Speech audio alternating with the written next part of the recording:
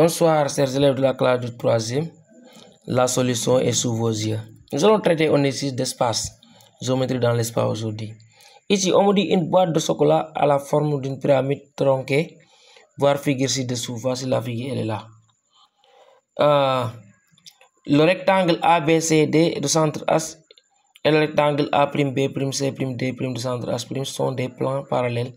On donne AB égale BC égale HH' égale et SS égale. En première question, on demande de calculer le volume V1 de la pyramide SABCD de hauteur SH. Allons-y.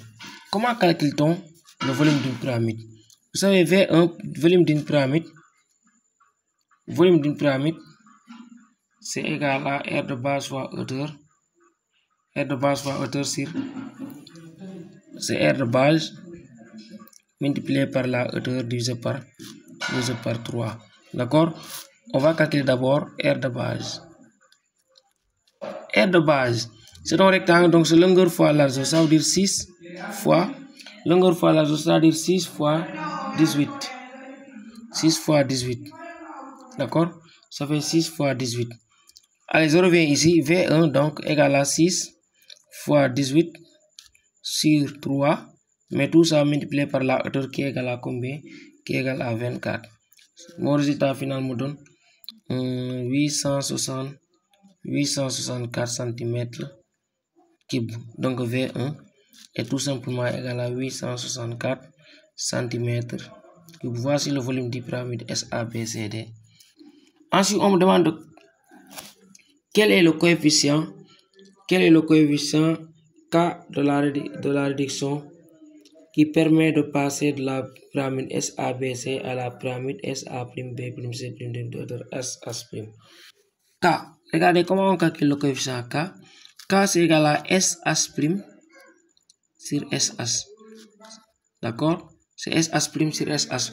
Or, nous ne savons pas la longueur SH'. Donc, SH' c'est égal à la longueur totale SH moins HH'.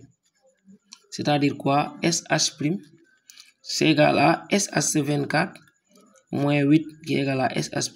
Cela donne combien? 24 moins 8, ça donne combien? Égal à 16. Donc SH' égale à 16. Donc calcule K. Donc K égale à 16 sur SH qui est égal à 24.